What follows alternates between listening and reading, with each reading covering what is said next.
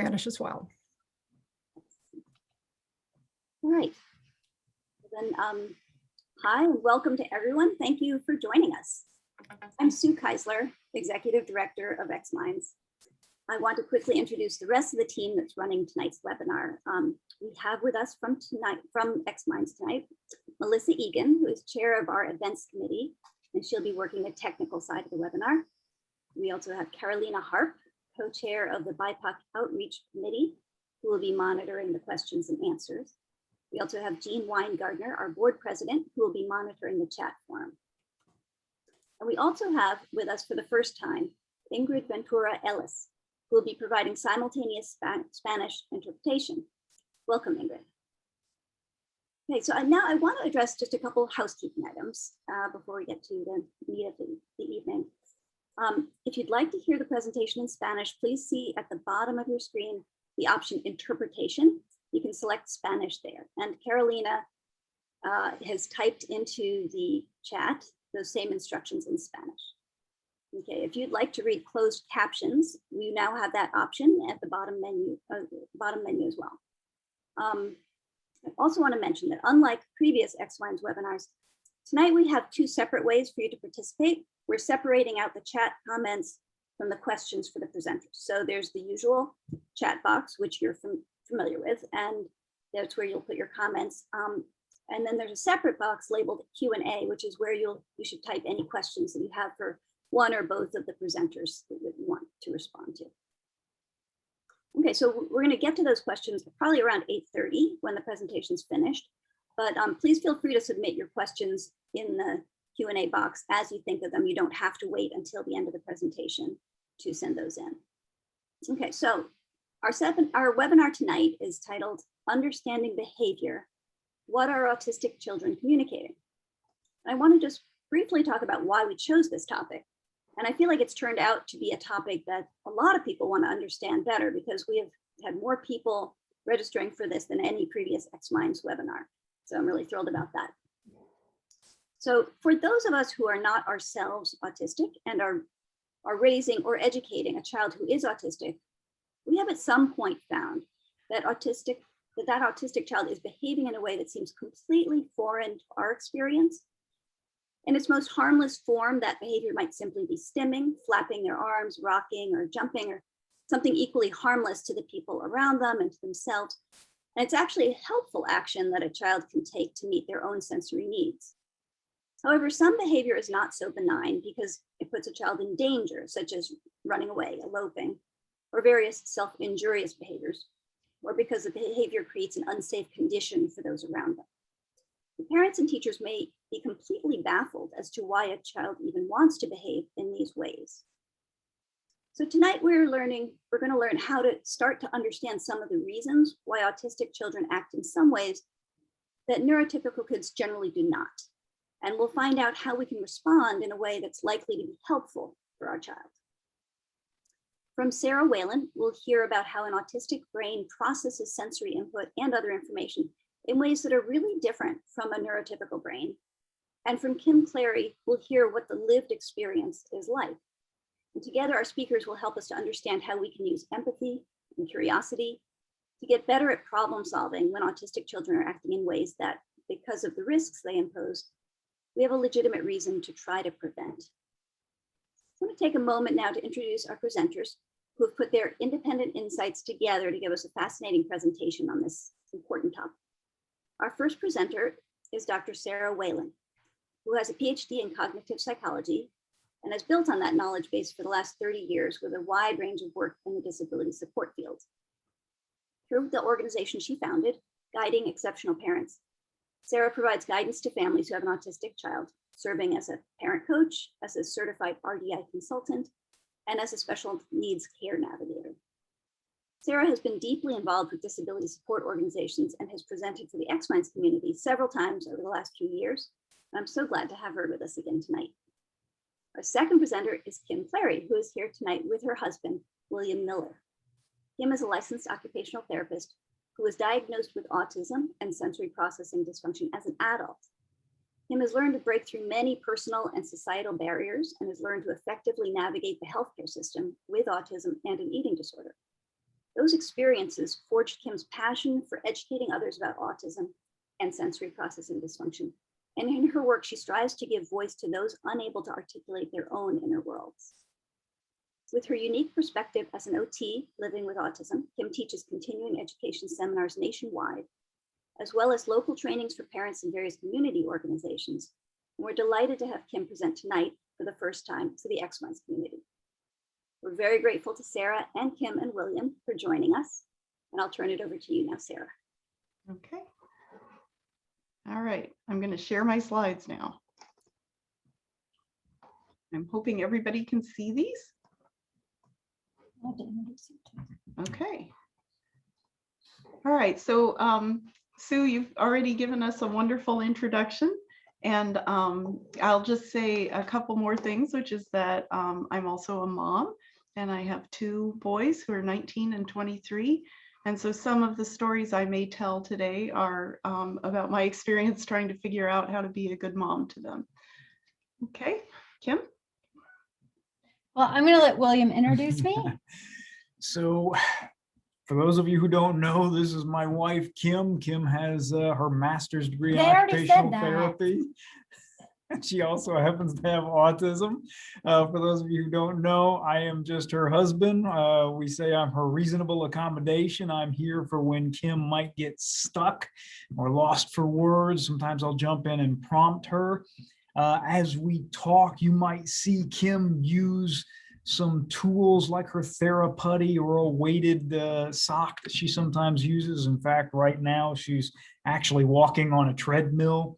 These are things that Kim does just to be present and here with us so that she can concentrate and sort of deliver her knowledge to you. And go ahead, you were going to say something? And sometimes during the presentation, I might need help articulating because I can have a hard time with expressive language. So Sarah or William will just give me prompting questions, or I might interrupt them at some point and ask them to, well, I might just interrupt them and say something, or I may ask them to help me. And Kim is going to use some readings, sometimes some poems and some journals. Kim finds that she often communicates better through writing. That's it. And I'm going to just say one more thing, because one of the themes of this presentation is how to help.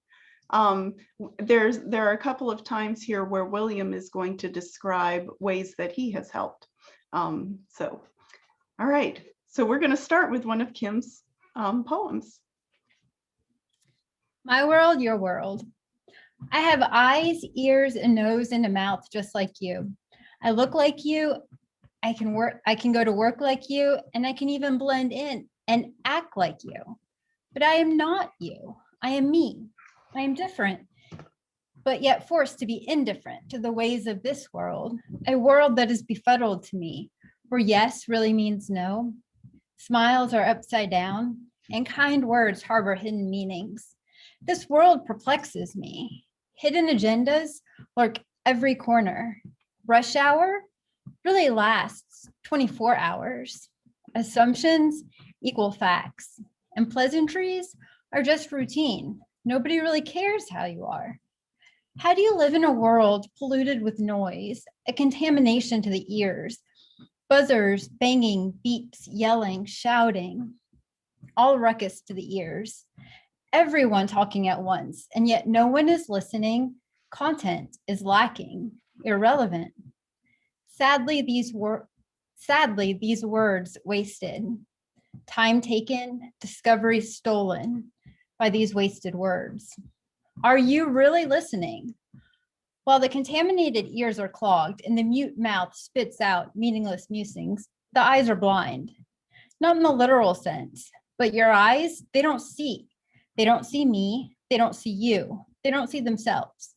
They're distracted by blues, greens, reds, all different colors of various shapes and sizes, blurred together, oscillating, vibrating, moving colors, camouflaged. Your colors are seen by your blind eyes, and they create false pretenses.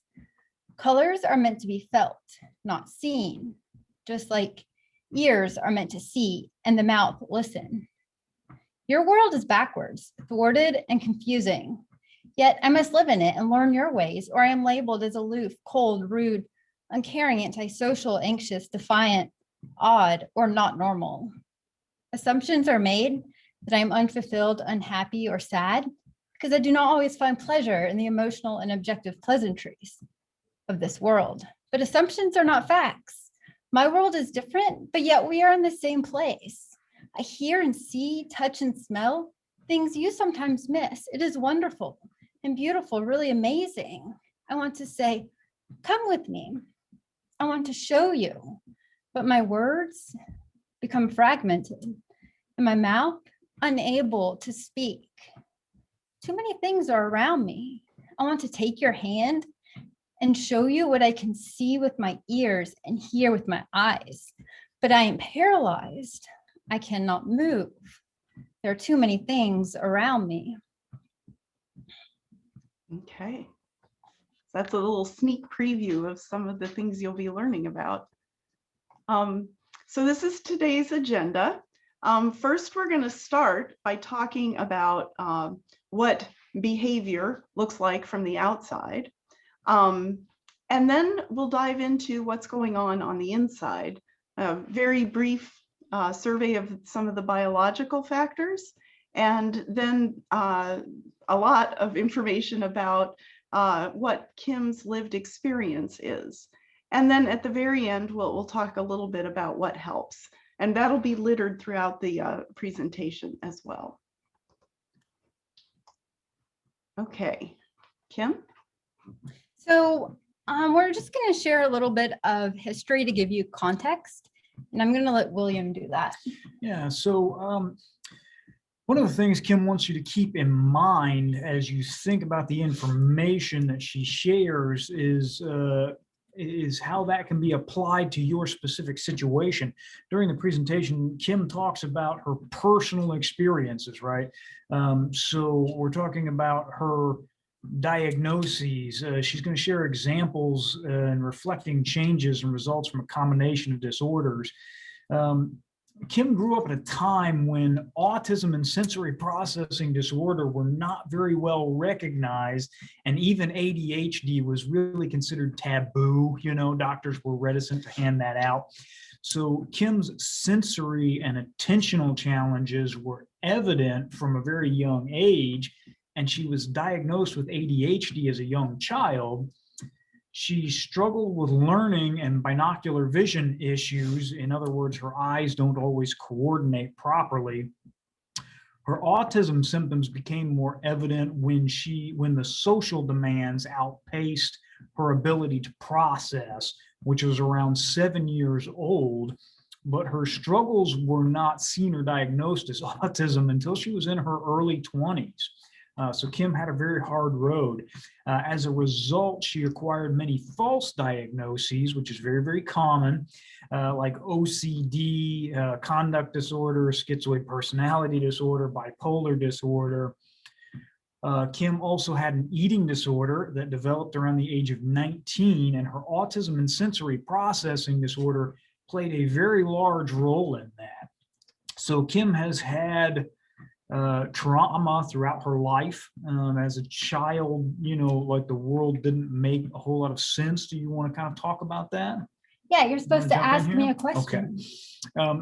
So tell us a little bit about, first of all, just,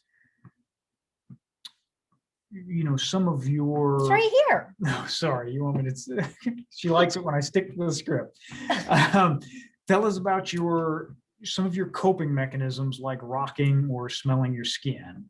So when I was little, I did a lot of coping, a lot of stemming. I would flap my hands, I would jump, I would smell my skin, I would run around in circles. I was very hyperactive. But when I was 6 years old, a family member told me not to do that. They told me not to flap because I looked retarded. And so I stopped when I was around family, but I still continued to do it sometimes at school. at age 7, I noticed that I was different. I thought I was stupid and a bad person, and I didn't understand why I got into trouble so much and why no one wanted to be my friend. In 3rd grade, my teacher told me to stop flapping because only little kids did that sort of thing. So at that time, I stopped flapping altogether. And instead of flapping, I began doing things like pulling out my hair, pinching myself, biting myself, scratching. I eventually learned to disassociate. And this is how I was able to tolerate my surroundings. And it no longer mattered if my surroundings made sense to me. What mattered was how others made sense to me, because I didn't want to disappoint or embarrass. So instead, I disengaged. So when I was a child, before I was dissociating, I was just so vibrant and carefree. And then when people around me would tell me to stop doing these things that I was doing, like flapping, so I could stay in the environment and engage, when they told me to stop doing that, I had no option but to disengage. Yeah. So rocking and flapping and things like that, that was your way to cope with your sensory world, right? Yeah. And when you were told that you could no longer do those things, you still needed to cope, right? You just couldn't do the things like the rocking and flapping. So you started to disassociate. You also started That's what I said. Right. I'm just recapping. You also started to kind of develop some not so good coping mechanisms, right? Which we'll Yes. talk about later. Yes. Okay. Don't repeat everything. Okay. So as I got older, I continue to have difficulties, and I developed an eating disorder, and go ahead. You want me to jump in? Yeah. So what you're seeing on the screen right now are the things that healthcare providers have told Kim, right? Your autism is severe, you're oppositional, you're defiant, you're selfish. Kim had been to over 10 admissions in 7 different facilities over the span of a decade. She was at the point of despair. She was tired of people not listening and having to try so hard. She wanted to help, but she couldn't because she wasn't able to find the help she needed. Kim wants to share No, her I don't. experience. No, you don't want to share that? No, I don't Okay. want to share them. I just want to talk really quick about, during this period of my early 20s, when I was in treatment centers, I would do things like run away. So we would be eating dinner at the table, and all of a sudden I'd get up and run away and go climb up a tree. Or I was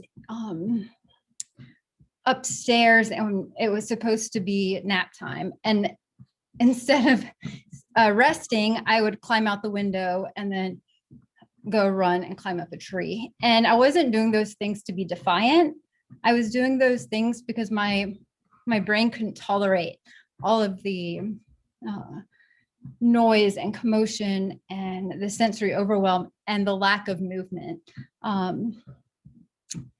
Yeah. Okay. So one of the things that you just heard was Kim describing what it felt like a little bit to be having a behavior or whatever. So, she talked about running away and climbing a tree or climbing out of a window. And these are behaviors that, you could see them as maybe being intentional. Maybe she was running away. I mean, some of the language on that previous slide said things like, you're doing it to get attention, or you're being selfish, or you aren't trying.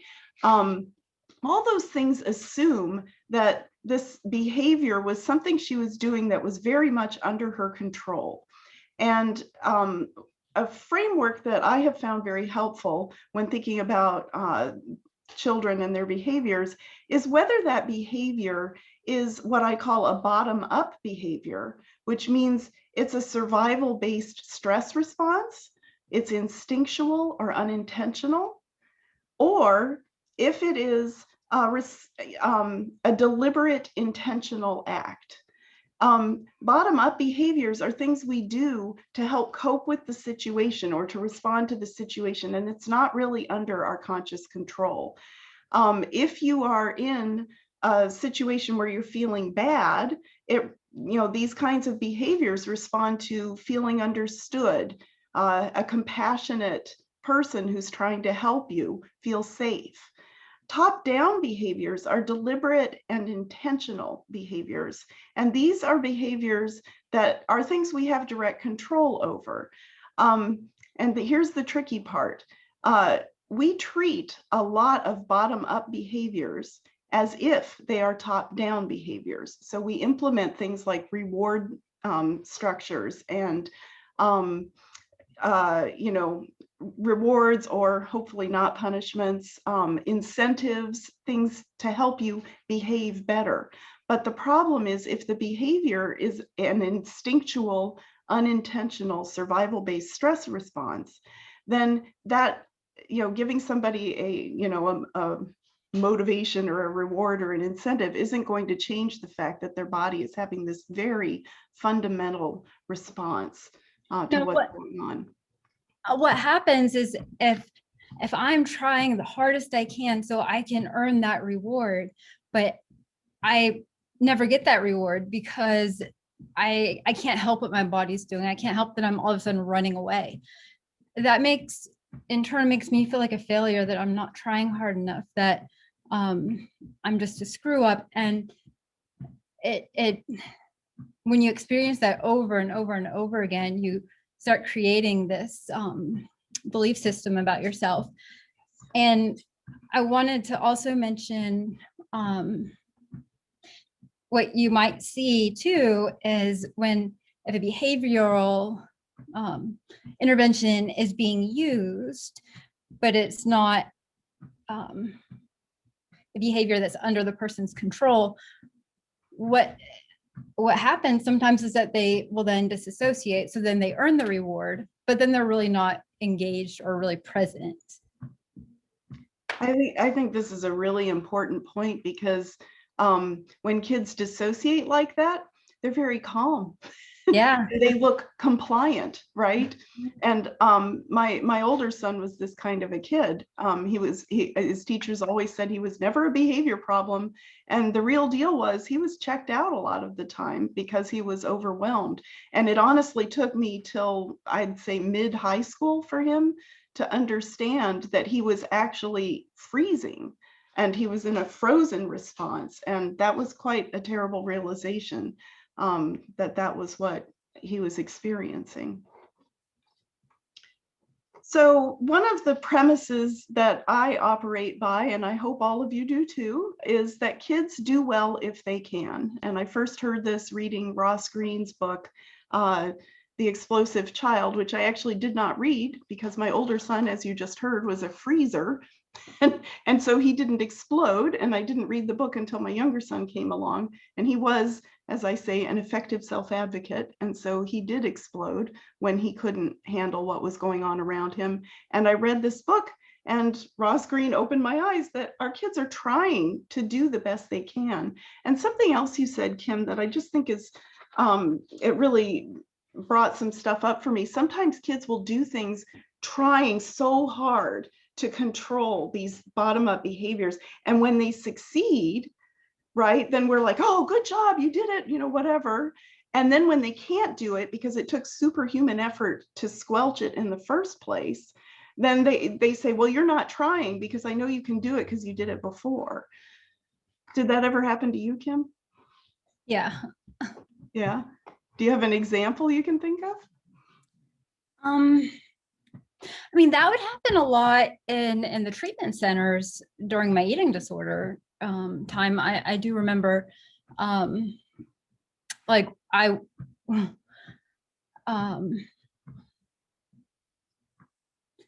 I had something itch me. Oh. No, I'm kind of stuck right now on that one. Okay, well, we'll talk about some of them later, actually. So yeah, I think we will. hang on. Okay, so these are some of Ross Greene's books that are helpful. The Raising Human Beings is his newest book. But one of the really important points here is that behavior is the symptom. And what I like to say is that, if a child is reacting in a big way or a person is reacting in a big way, that's a symptom that something's going wrong. So if we're trying to address the behavior, it's kind of like if somebody came to a doctor and said, I have a fever, and they said, okay, well, take some Tylenol and call me in the morning.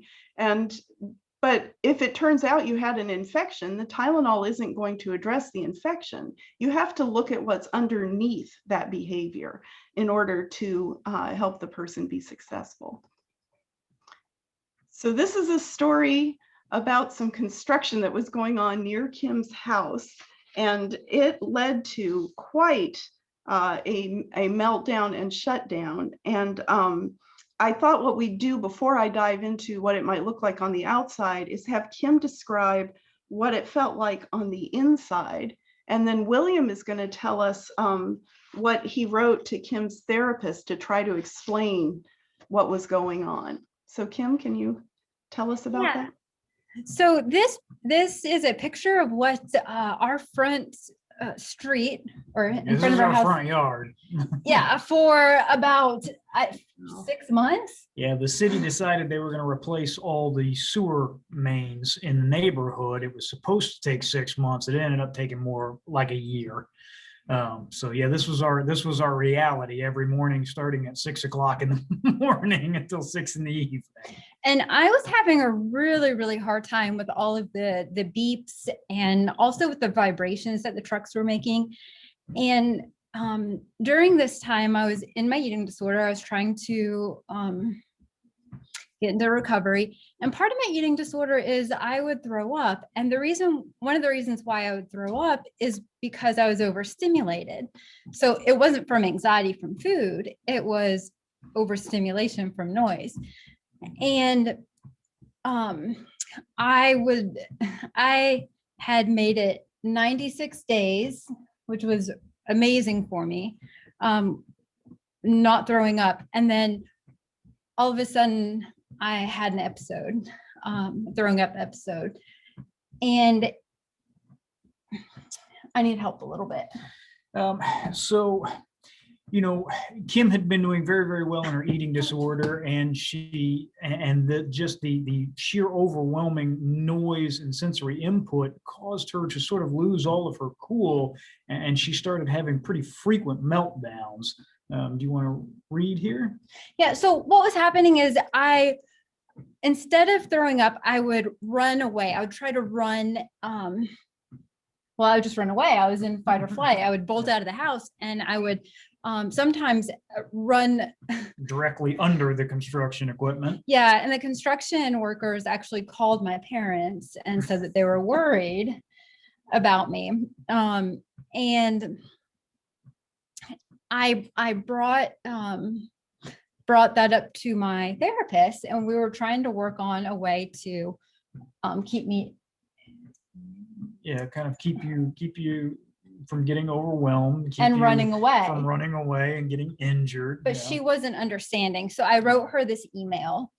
The best way to explain what meltdown and shutdown feel like to a neurotypical person is that it's like suddenly being unable to control your reactions. Everything is coming on too strong, particularly emotionally, and you can't block it out.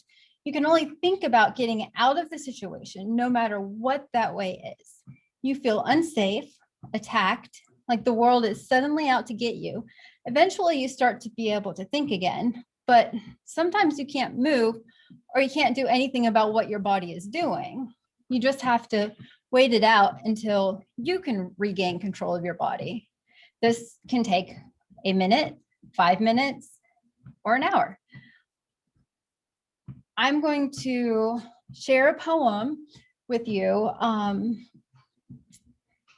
about a time where I did not run away. So instead of running away, I ended up purging. I ended up throwing up, and then I completely shut down.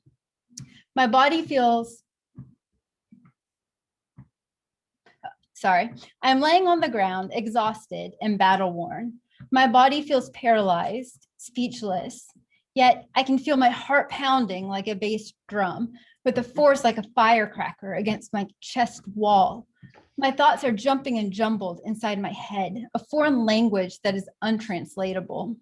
I cannot speak. I cannot move purposefully. Cannot make this go away. I want to talk. I want to move. I want to do things. But at the moment, I remain speechless and paralyzed on the ground, frustrated and annoyed that the world I live in is too loud, too fast, and too bright for me right now. So what happens to me is when I'm in shutdown, instead of running away, I just shut down and I lay on the floor. My thoughts go completely blank. And it's like I just black out for a little bit. And then I can start to think again, but I can't move my body. And I can want to move my body, but I can't. And that can be pretty scary. So, Kim's therapist was kind of giving her responses like, oh, you just need to Drive to yeah, the park. go drive to the park or something like that. And I was trying to explain to her that, like, no, you're not really understanding. You're not really understanding how difficult this is. Kim's not capable of driving to the park. So I wrote her this email. Kim wanted me to write a short letter to explain what it's like when she's in shutdown mode. I'm not quite up to the task. It's complicated, but I'll give it a try. When Kim is shut down, even simple processes are extremely difficult for her and sometimes impossible. This morning, there were large construction vehicles outside our front door, and I could tell Kim was getting into her fight or flight mode. Looking into her eyes is like looking into the eyes of a cornered animal. She's on a precipice between curling up in a ball and making a mad dash for the nearest exit. When she's been in this state before, I've tried to give her very simple commands like, put on your shoes. Even such simple tasks are more than she can handle. She would simply stand in the middle of the room, staring and fighting the urge to run away, shoes or no shoes. Even very simple tasks would have to be broken down into smaller chunks like sit down, get your shoes, put them on your feet, tie the laces. And even then, you need to give one command at a time and let her complete it before moving on to the next. So when she's alone and shutting down, it's impossible for her to give herself instructions for coping mechanisms. Yeah. So, and I mean, there are a few things that really strike me about that description, which is that, so often as parents, we will say things to our kids like, you need to stand up and, move over here. And it's really important to remember that sometimes they just can't, So what I'm going to do next is I'm going to describe something called the rumble rage cycle, which I learned about from Brenda Smith-Miles. But before I dive into that, I'm going to talk about the brain systems that are active during the different phases of shutdown. So I'm going to start with survival brain. I'm going to use this model. If you can see my hand here, Dan Siegel is a neurologist who has this hand model of the brain. So if you think of your hand as a brain, there are these different parts to it. So your fingers are the thinking brain or the cortex, okay? And then inside here, your thumb tucked in is the amygdala or the limbic system or the emotional brain. And then your hand here, this part of your hand represents the brain stem. And that is the part of your brain that is responsible for survival.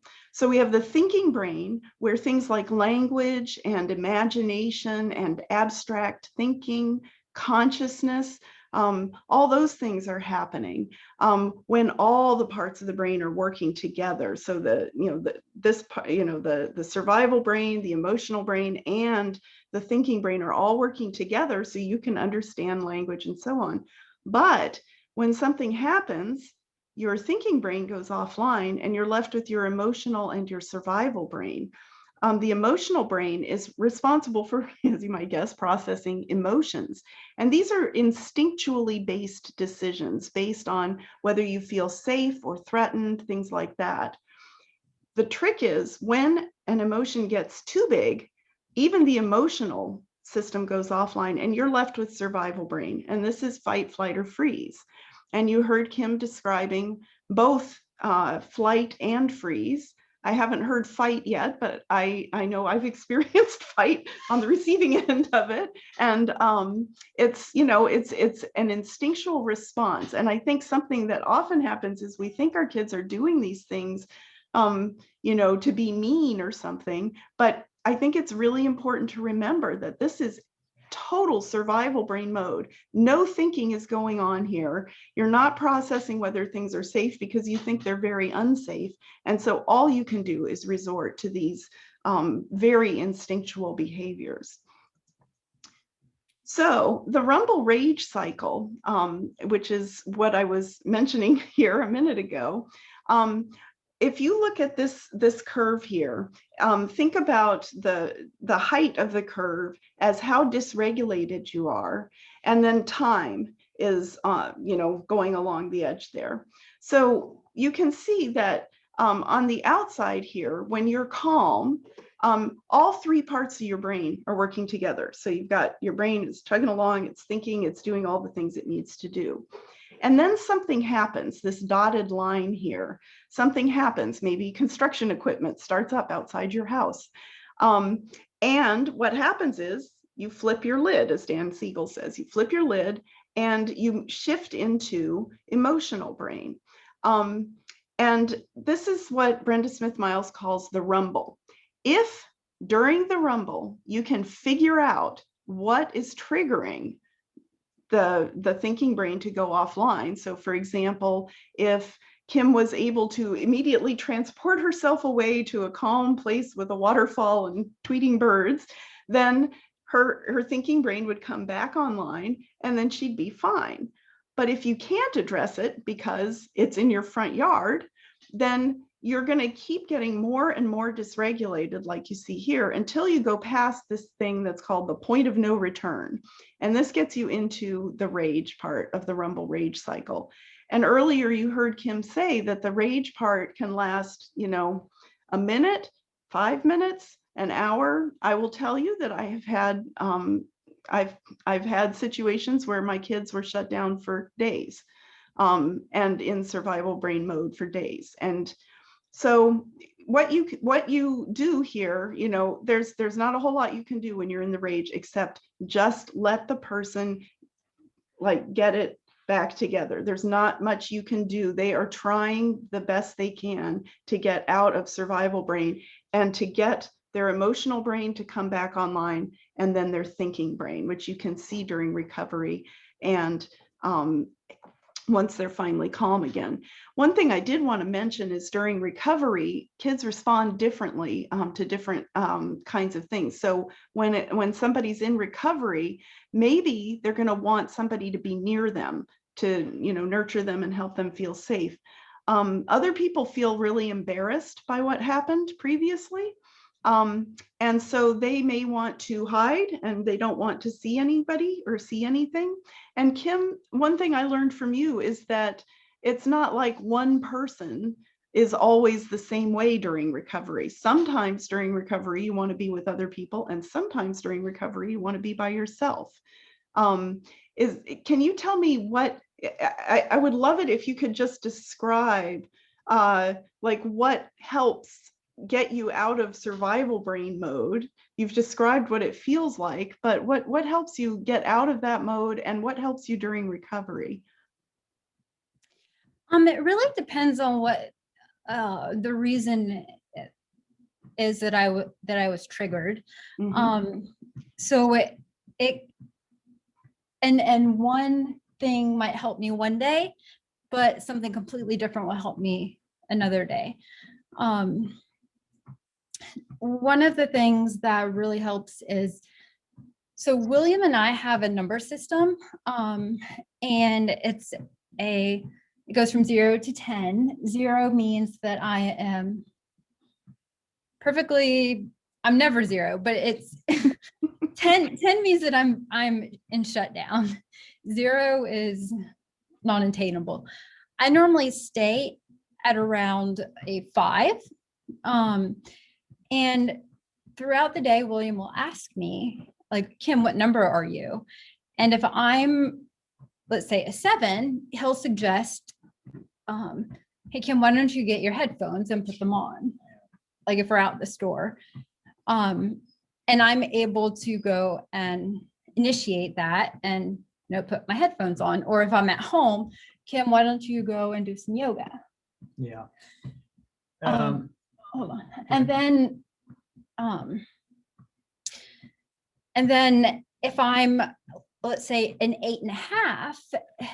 8.5, William will have to then go and get my headphones for me and put them on my head, because at that time I'm not able to do it at all. Yeah, so the number system is an excellent method to prevent somebody from getting into that rage part of the cycle, right? We can check in on them emotionally, find out what number they are, and take steps to sort of stop them from getting to the top of that curve where it's just, they can no longer think or make rational decisions.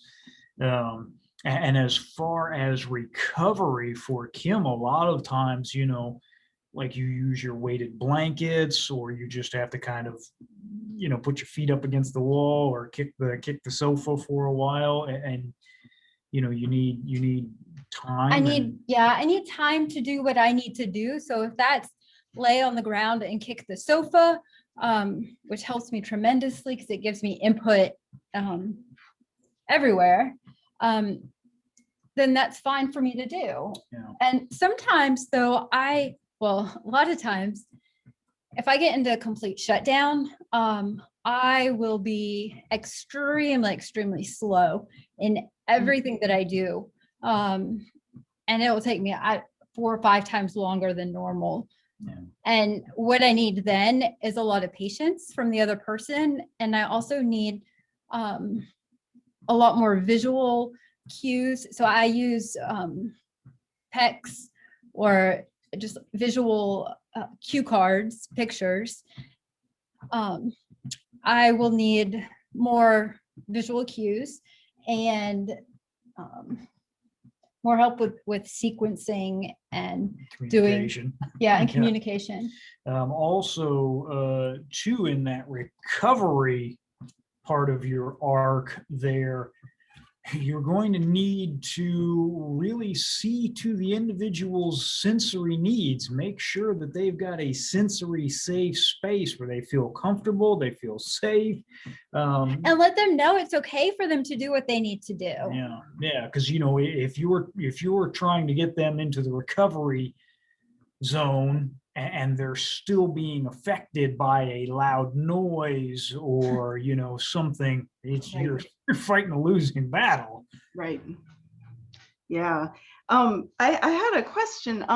You had queued some questions to be asked here. So one question I wanted to ask is, what is your language like during the rumble?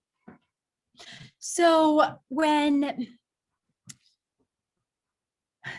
I'm going to describe the way my brain thinks to answer that question. So my brain, I think in pictures, and I like to say that when I start to get dysregulated, my brain is like Swiss cheese, and those pictures start to get holes in them. And then eventually it goes completely black. But when they're starting to get holes in them, I can't really make sense of what those pictures are. So speaking gets way more difficult, and I start to stutter a lot. Sometimes I go completely mute and I can't talk at all. And I need to use a communication app or hand signals or write stuff. So yeah, my language can just go away. Yeah, and one of the things you had said, you have a poem you wrote about bees buzzing. Do you want to read that poem now, or would you rather read it later? Read it later. Sarah, we have a question, a couple Yes. of questions on the chat that might be appropriate for this time. Okay. The first one, it says, please explain the difference between a meltdown and a temper tantrum. Is this a distinction that fits into the framework of top-down, bottom-up distinction? Correct. So a tantrum is a top-down behavior and a meltdown is a bottom-up behavior.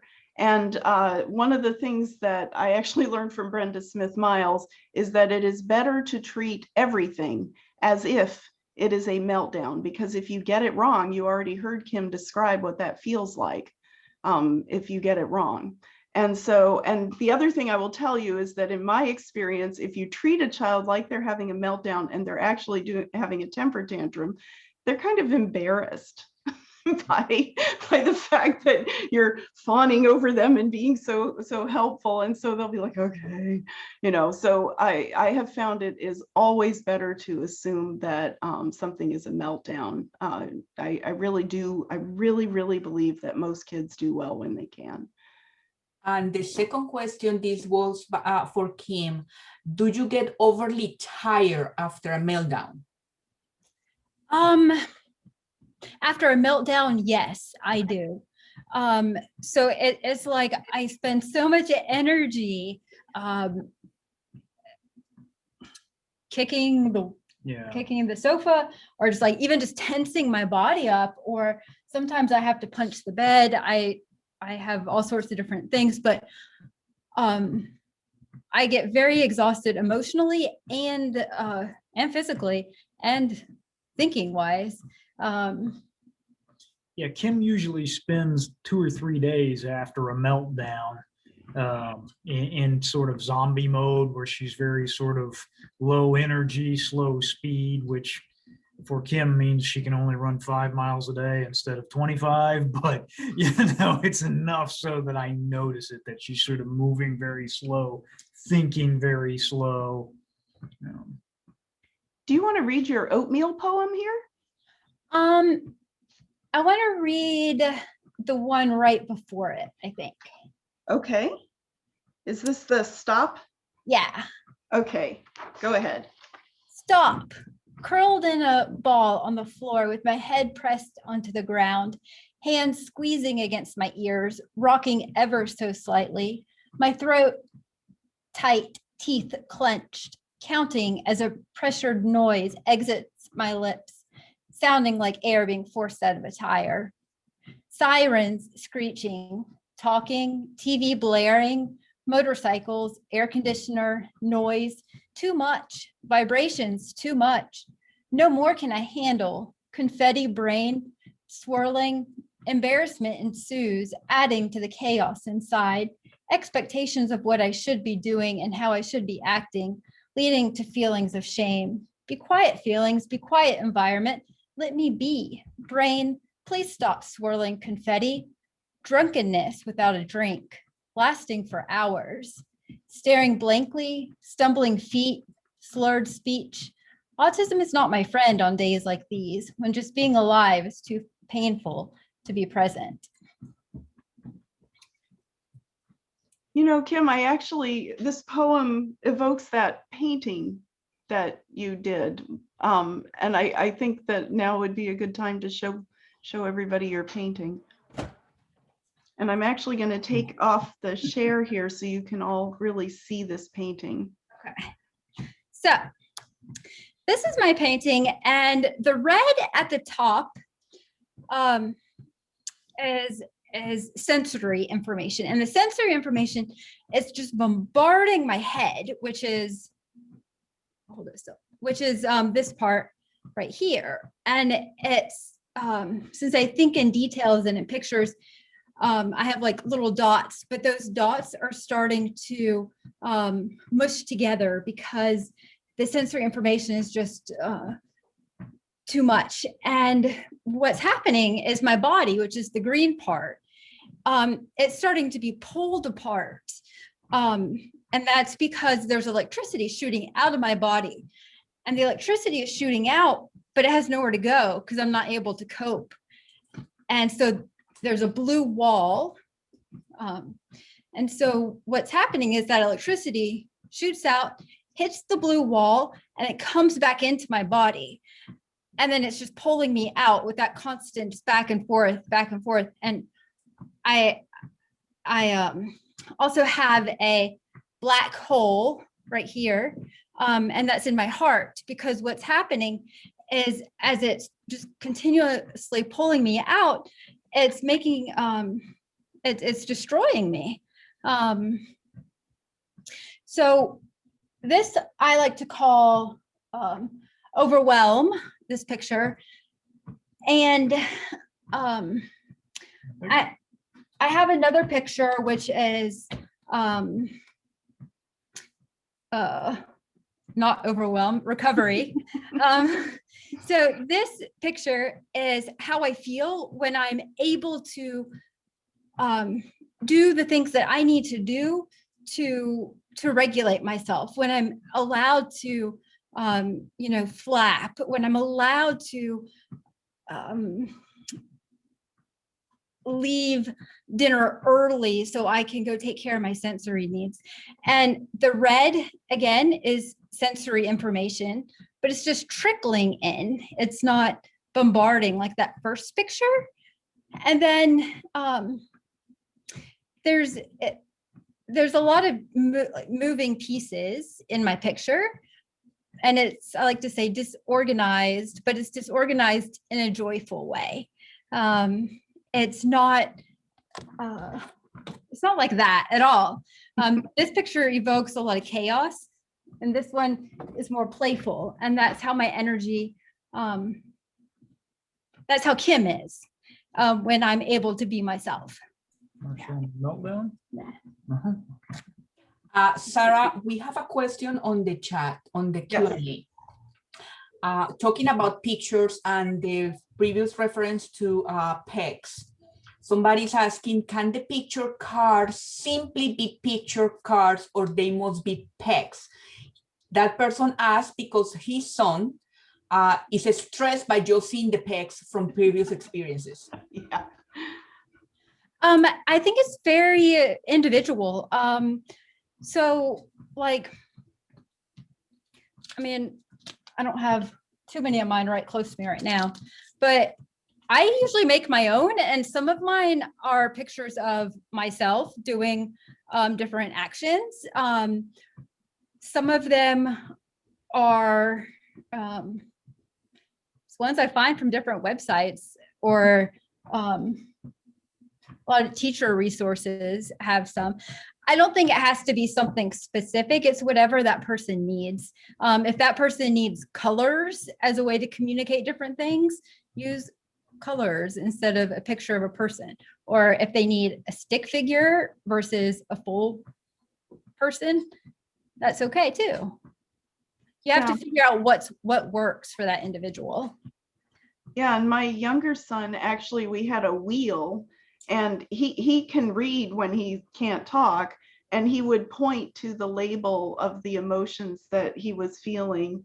And then there was a solution that we would write, so we'd have the feeling and then the solution, and he helped me make the wheel, but we just picked pictures that spoke to him, and then he would turn the pointer to whichever thing was what needed to happen in that moment. Okay. One more question before we go, and Okay. we can continue. This is an early question about disassociation. And how do we know or recognize this is in individuals who may be less verbal or struggle with expressive language? When you're dissociated, most of the time, it's a blank stare. It's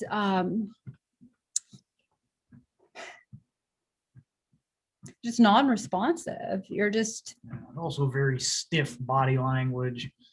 And sometimes, I mean, a lot of my childhood, I was in a dissociative state most of the time. So sometimes you might not even see a big change from one day to the next and be able to identify, oh, my child is dissociated today. But because they might be in an environment or have too many demands, or haven't been able to figure out the right coping strategies to be able to be present in that moment. That's where Kim and I say a lot of times, especially as a parent or provider, you need to put your detective's cap on, and you really need to dig. Yeah, I will say that for me, there's kind of a deer in the headlights, I guess is the best way to describe it, like just kind of a stare like that, you know? And I think that's true whether you're verbal or nonverbal. So, all right, so we're going to go back to the rumble rage cycle. And now we're going to move. Oh, and the other thing I wanted to say, I didn't address this before because we were talking all about the person who was having a moment, but here's the deal. We adults are having our own moment right along with our kids. And so very often what will happen is we see our child starting to get upset. We are worried about, you know, what this means for them. We might be worried about the social repercussions for us, and we start getting dysregulated. And the other thing is we're wired to respond in kind. And so we have our own little curve there. And I always say that Brenda Smith-Miles is being very kind to the parents here by making their adult curve much lower. But I think we all know that we can go right up there with our kid. And that is not a good way to help them feel safe. And I do want to add on that when somebody is in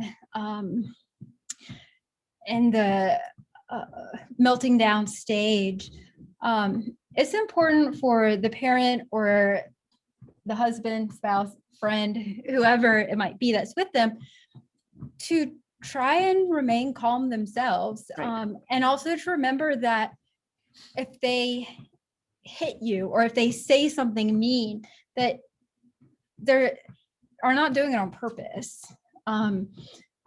It can be very hard not to take offense at that sometimes. I'm sure. I know William's feelings have been hurt before, but I don't mean it intentionally at all. And real quick, once you're past that rage part and you're into the emotional recovery, you as the provider need to do everything in your power to create a safe environment. Because if they're still in the recovery phase and they get too much input coming in and they go back into that rage cycle, you're walking into a buzzsaw. Yeah. You're gonna have a bad day. Yeah, it's super important. And you know, I actually have a little thing I always say, which is I think in when my kids are in a rumble rage moment, I would be a much better mom if I were a robot. And I just try to remember that I'm a human being too. I have my own things that happen. But you'll see in a couple of slides, one of the things that we say is your child is not giving you a hard time. Your child is having a hard time. And another thing I try to remember is I have this thing I learned from the pet parenting, which is Q-tip, which is quit taking it personally. Yeah. So I think a lot of times parents, and I hear parents say things like this all the time, my child's just doing it to, you know, get back at me for da da da da, like they have some story they're telling themselves about it. And very often it's just that the child is having a rough time and they're, you know, they've just totally tipped over the edge. So the next slide, so we have our rumble rage cycle here, and these are strategies that can help. So thinking will work when all parts of your brain are online. So asking someone to think and talking to them, all that will work great. When they shift into the rumble, trying to address the problem, so get all the equipment out of the front yard, or you know, or just help your child, you know, feel understood and safe. Comfort them, try to address the problem. That works during a rumble. And then during the rage, just keeping everybody safe is really what you have to do. You just focus on keeping everyone safe. And William, I love what you said about the recovery. which is that you then have to help the person feel safe as they are moving out of the shutdown or the fight or the flight. And then, yeah, go ahead. I was going to say something that I do when I'm in, or after I've had a meltdown, or after I've done some kind of behavior, I will, once I'm able to think again, I go back and I do a reflection, and I think about, I write down like, okay, what happened? And I only write down the facts. I don't have emotions in there. And then I write down, I look at the vulnerabilities. So what was going on in my life? Did I get enough sleep? Was I hungry? Was there a change in my environment? Was there something unexpected? So I look at my vulnerabilities, and then I look at how my body felt, what it felt like inside my body. And I try to pair that with an emotion. And then I also look at how people responded around me. And I look at all those pieces. And I think about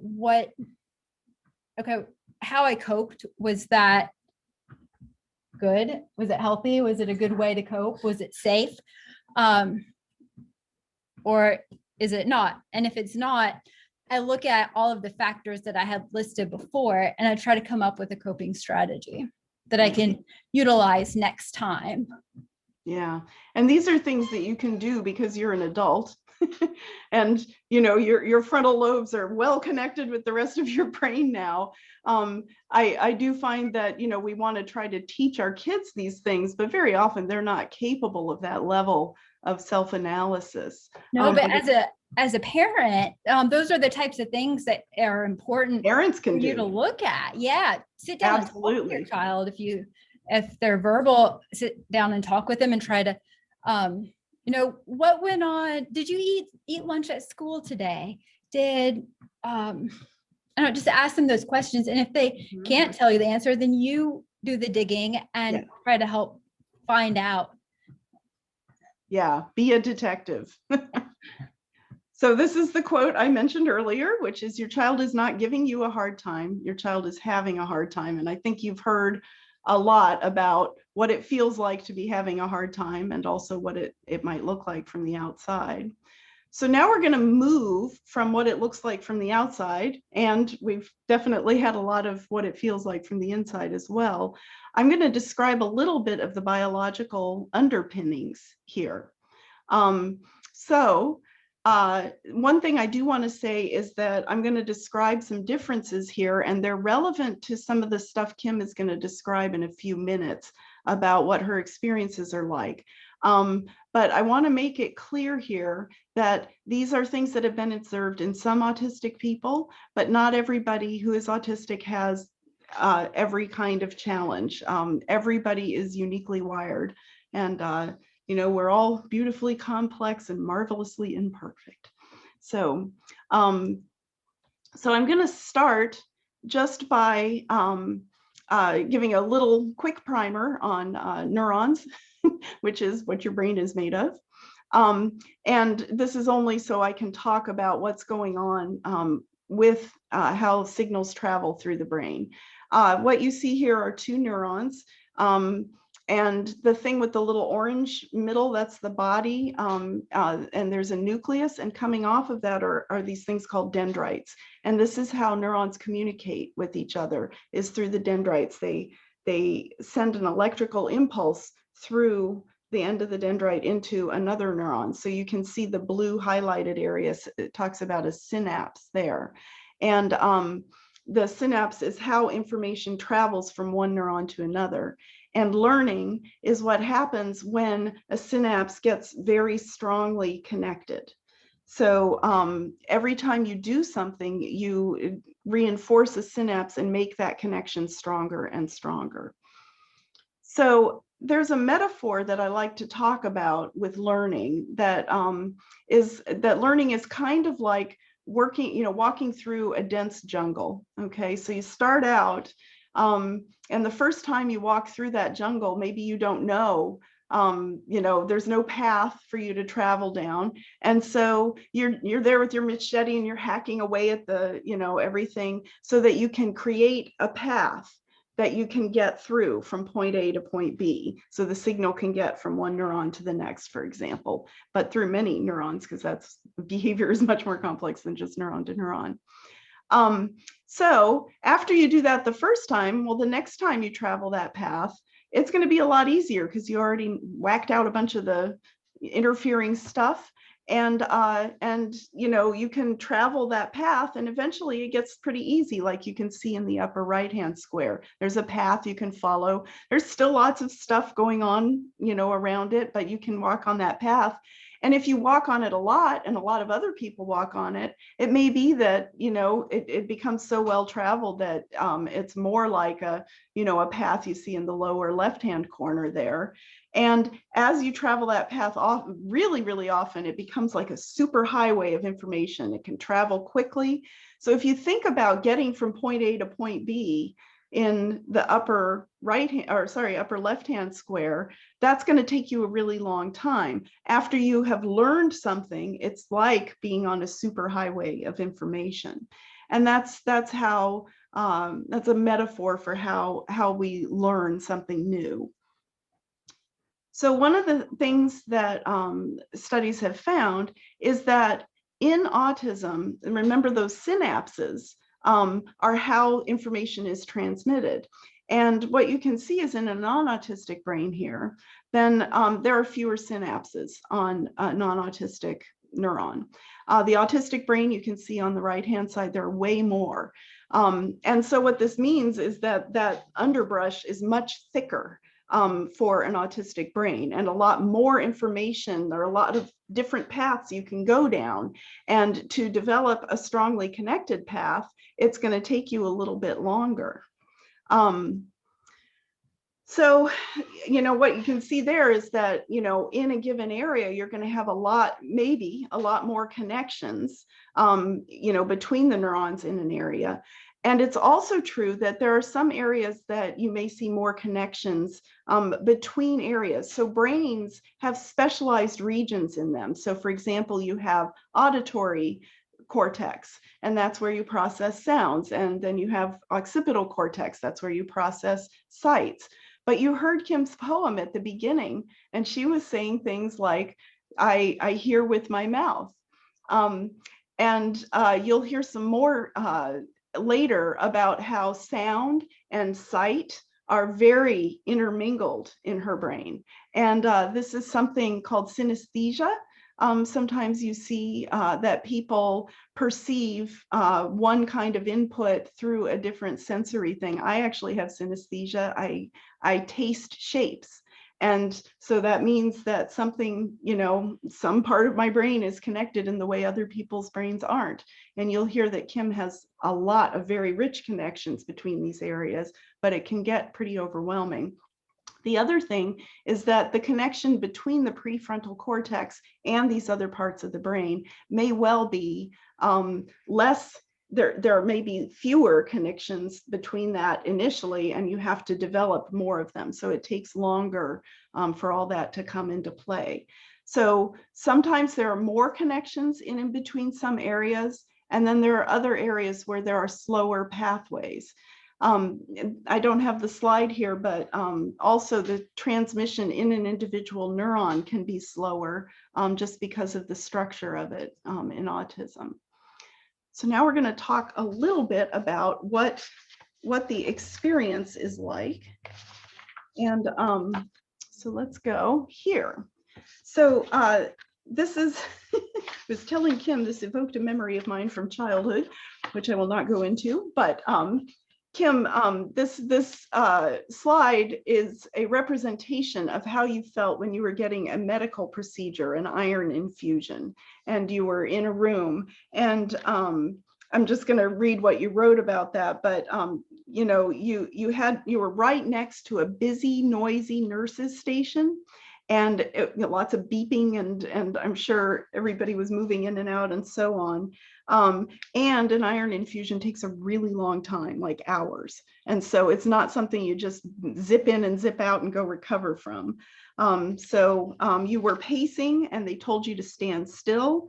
You were trying to regulate by standing on a balance board, and they said it was too dangerous. And so then you asked for a quiet room, and they were whispering about you, and you could hear them talking about you, and you wrote this poem. I am Kim. Please stop, take a step back and look. I'm not a diagnosis code in a book. I am a person like you. I just may do things differently than you do. Do you know that? I can hear the words you whisper among yourselves. I can see the strange looks and the harsh colors of your faces.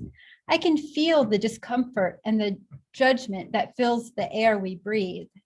Did you know this? Imagine that you're in the midst of a hurricane without protection, that you cannot seek shelter. Imagine that you're in a burning building and cannot leave, or that your body is covered in angry fire ants.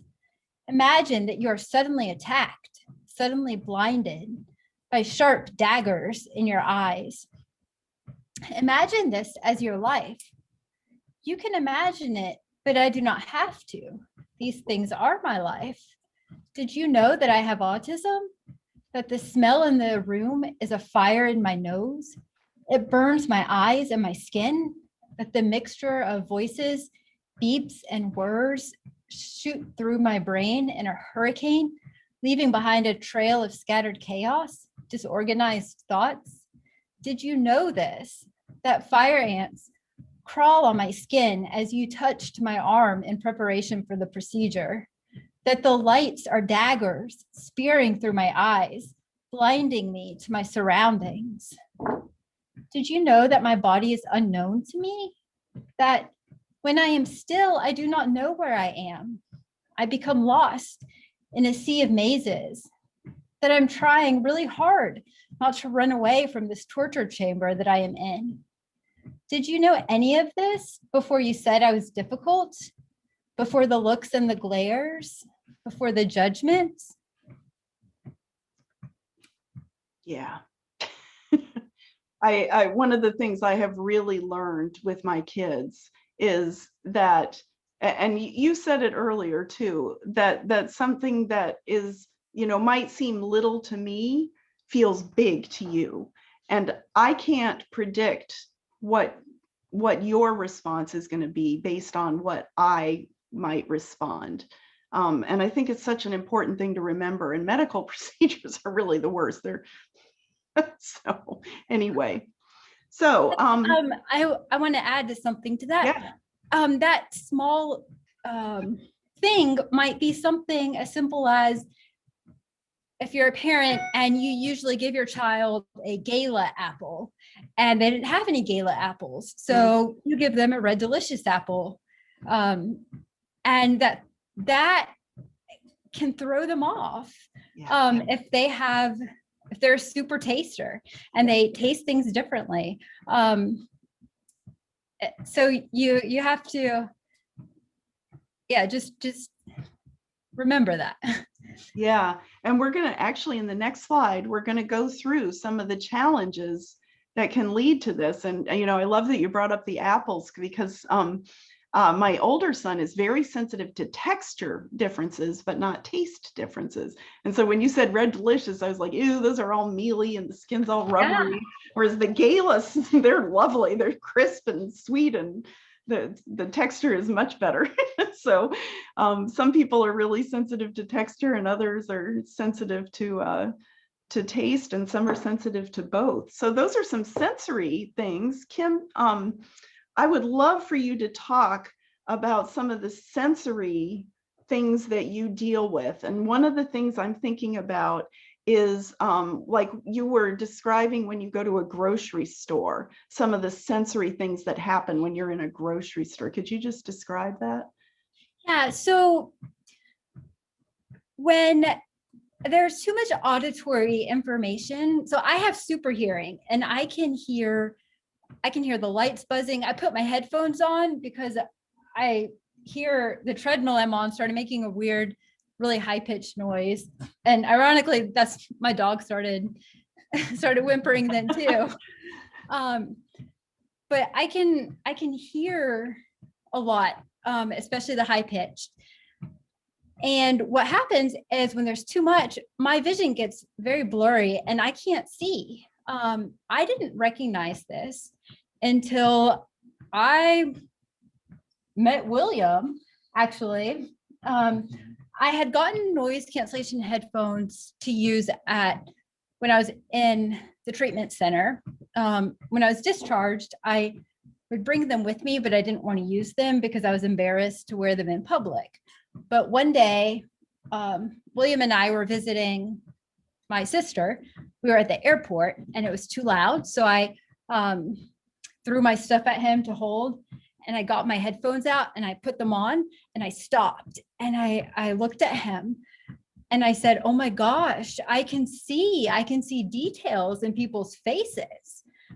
And it wasn't until that time, I didn't know until then that I saw blurry when things were too loud. And it's not just my vision. Sometimes I start tripping over my feet and I can get very uncoordinated. Like I said earlier, my speaking will go away. Yeah. Yeah. So those are some profound things that I think I certainly had never thought of until you showed me, and that there was a picture of what William looked like, with no headphones on, which was just blurry with, you could hardly see facial features. And then when you put it on, there was this handsome guy. And so it's really profound. And I don't think that's something that I would have ever dreamed was a thing that could happen. There's a lot of individuals with autism who are also, very auditory sensitive, but also who are very visually sensitive. And again, you don't know these things until you try something, all of a sudden your whole world changes. I had the privilege of being able to meet somebody who's in visual optics, who works with the different colored lenses and stuff. And he was showing me some different lenses, and with the right lenses on, instead of seeing like half of a person's face at one time, I could see the whole face at one time. Words stopped moving on the page. I actually didn't have to wear my headphones with the right color glasses on. So, because my eyes are very, very super sensitive to light as well. That's amazing. I think we could spend this whole rest of our talk on sensory stuff, but we're going to move through here.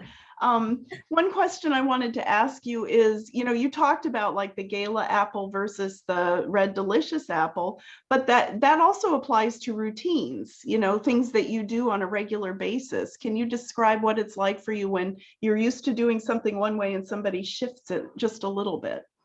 Oh my gosh, I get very confused. It's like my world has turned completely upside down. I don't know up from down, right from left. I need people to tell me what to do and how to sequence. So it could even be something like, my dad recently visited and he told me, one night he said, my friend Steve is coming the next day to help me work on this shed that they're building. That completely threw me off, and I had a complete meltdown. And I was in tears because I was very confused, and it's embarrassing because something that's small, I think, should not affect me, but it does, and that's okay.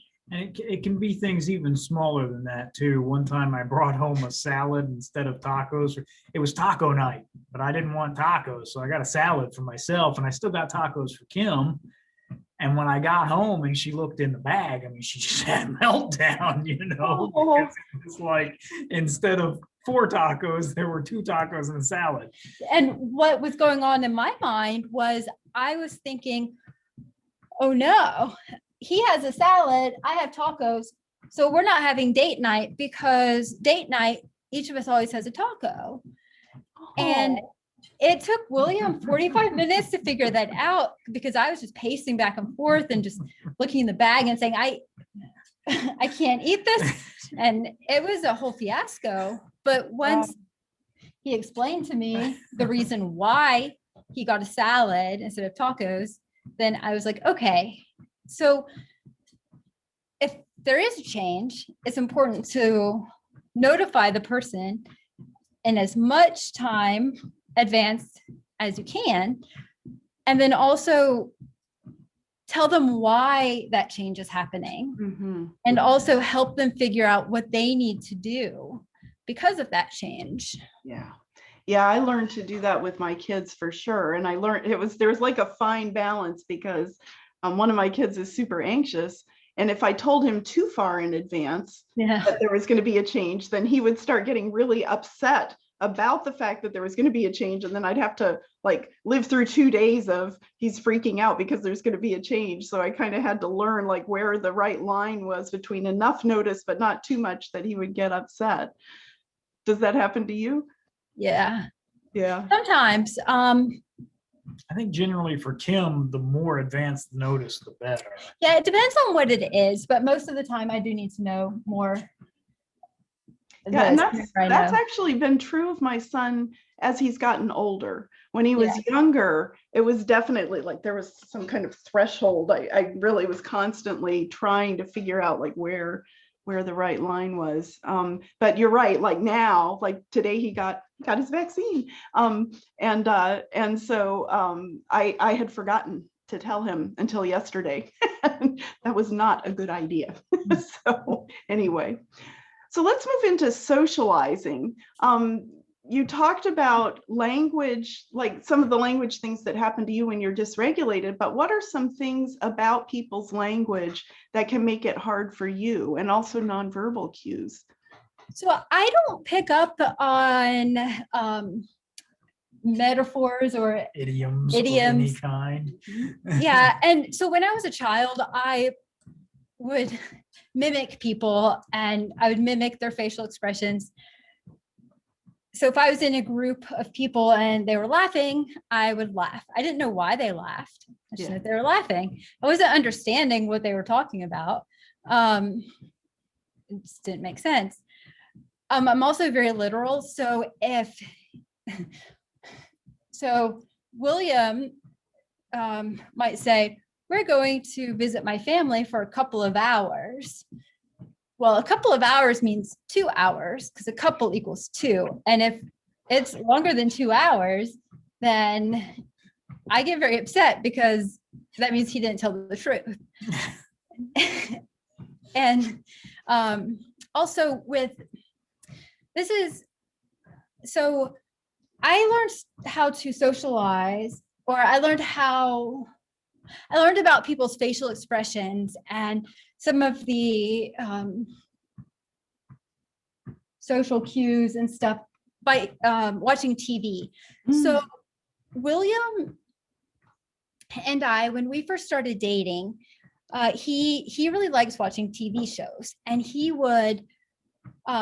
asked me like, hey, let's watch TV show. And I don't like watching shows because I don't understand them.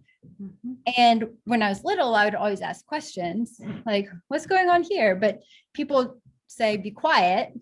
And so I just learned just to not talk and just pretty much dissociate or zone out. But William said, well, I'll tell you what, you can pause anytime you want and ask me a question. So a 30-minute show ended up taking us 2 hours. And Kim paused about 5 seconds in. And I would ask things like, okay, why is that person, folding their arms and looking at that other person this way? Or why did this person say that? And that helped me so much because in real life, communication goes so quick and I can't pause you and slow it down so I can process it. It's impossible, but I can do that with, television. And for me, it translated into real life. So when I see somebody making a certain facial expression or saying a certain thing, in my head, I play back a TV show that William and I had seen together. And I play back a certain scene and I understand, oh, this person is sad because of this. And it's really been helpful because you don't realize how much of communication is nonverbal Yeah.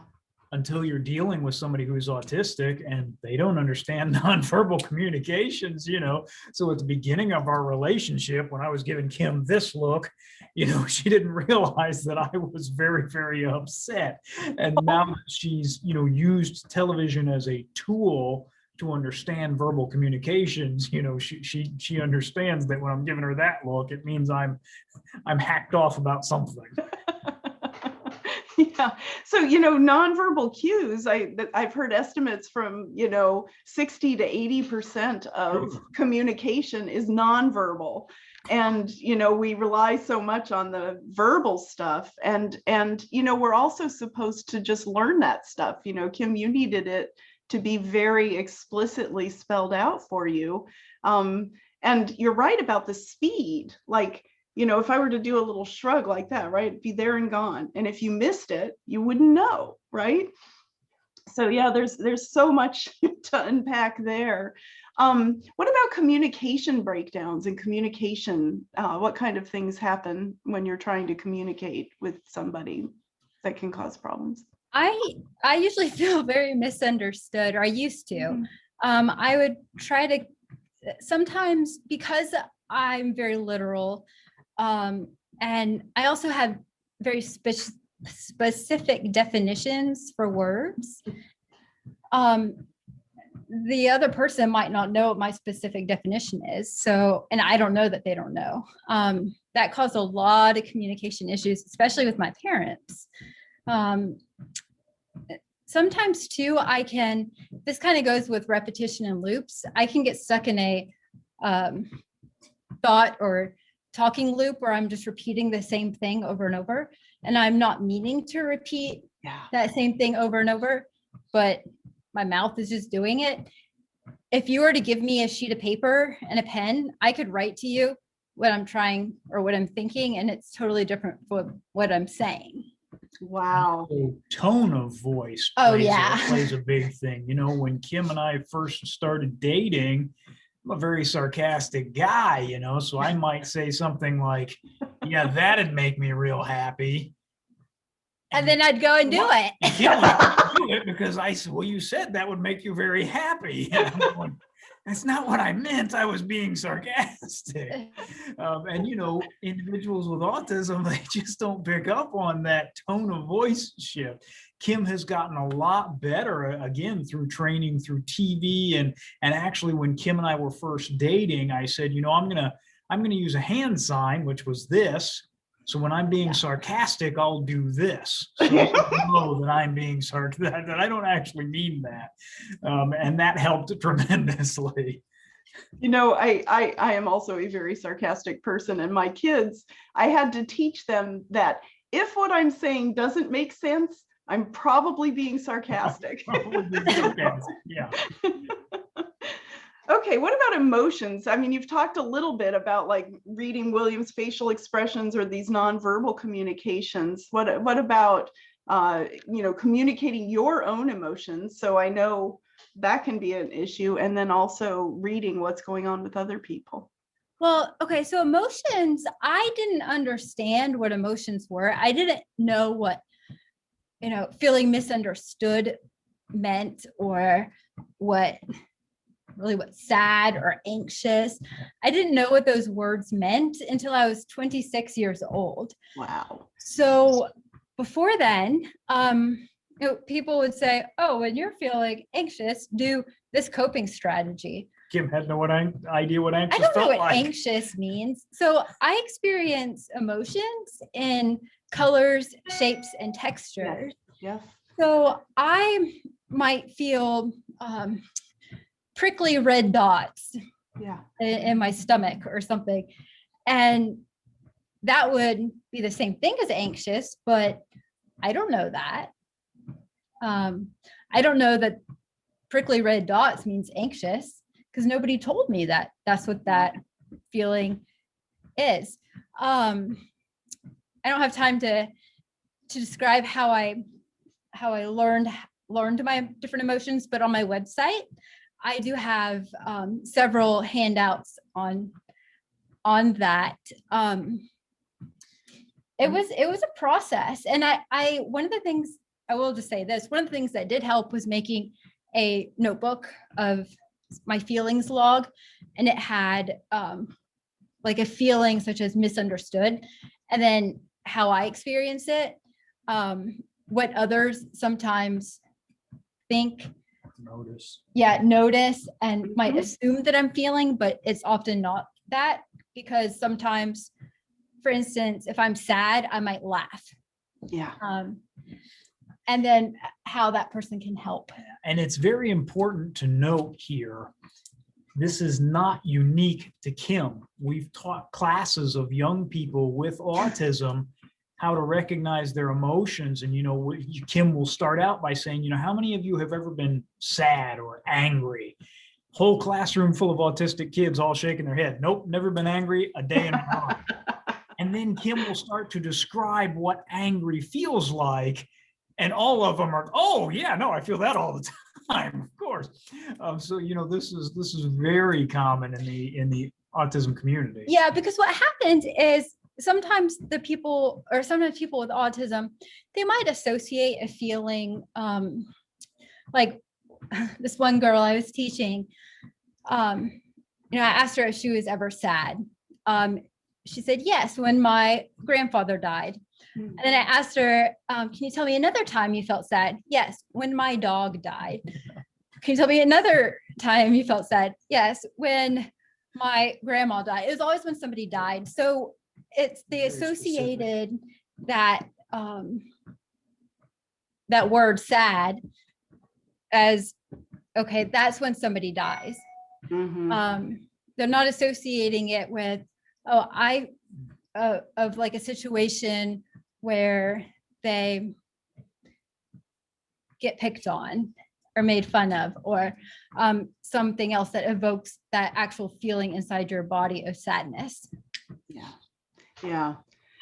So there's, again, a lot to unpack there. I know, for example, you just gave a wonderful talk with Kelly Mahler, who teaches interoception and interoceptive awareness.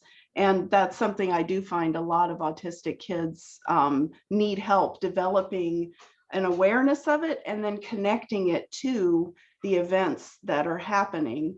So, they might have that feeling, but not realize that it's the thing that's happening that's making them feel that way. Yeah, like I can have a feeling in my stomach and I might notice the feeling in my stomach, but does that feeling mean that I'm hungry? Does it mean that I'm sick? Does it mean that I'm anxious? Right. So I just realized we are out of time. So there are a whole lot of other things we could talk about here, but I think one of the things that our audience, I hope what they have been learning is that there is a lot to unpack here. The one thing I really would like to talk about, because we have not really covered it, and I want to cover it as quickly as we can, is this repetition, loops, perseveration, and maybe stimming, just because we haven't talked about it at all. The other stuff, I think other people have probably heard about those and thought about them, but can you talk to me? I'm just going to tell you the thing that really blew me away the first time I heard you talking about it was how you get stuck in a loop. And A, what is a loop? I had never heard the term before. You described it.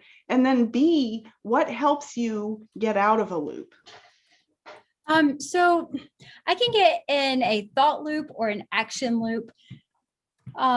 So an action loop. So I am just repeating something over and over and over again. I might, when I'm at the gym and they have this weighted thing that I can push around.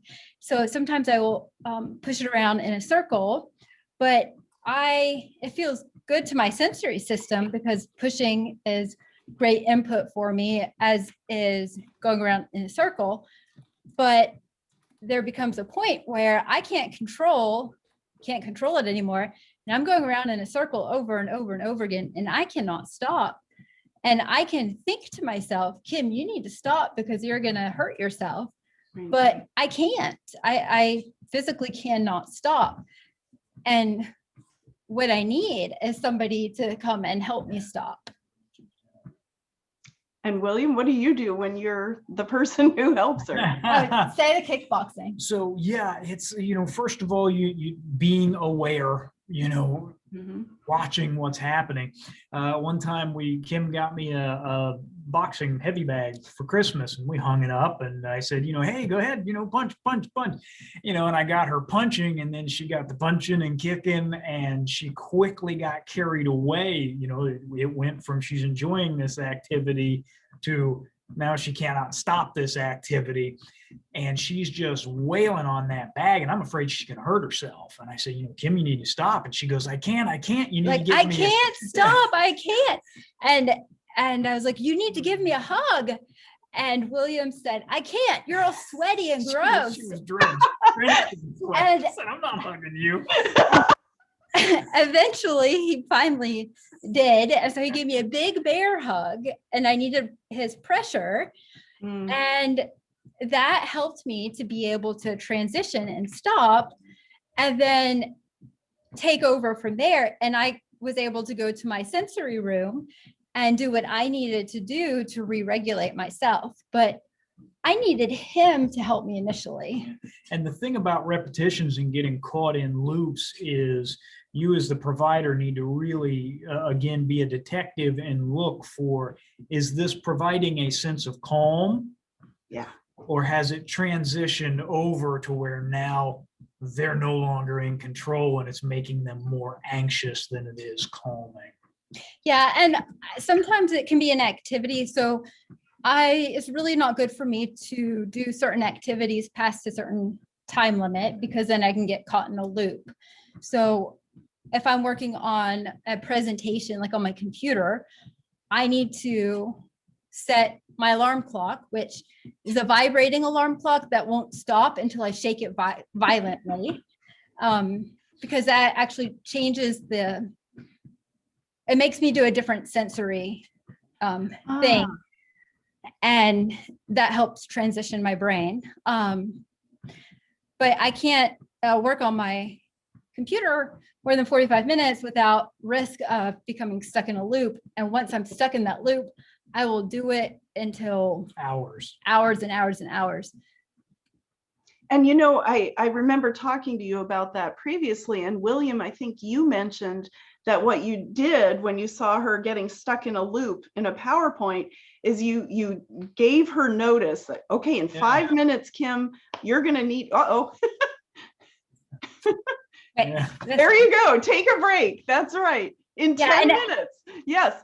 So I have to tell you, I learned, so what you had said, William, was Kim, you said you needed something specific to do. So it wasn't just take a break. It was like, go get a drink of water or like some other thing. And I have to tell you, that has been like magic in our house.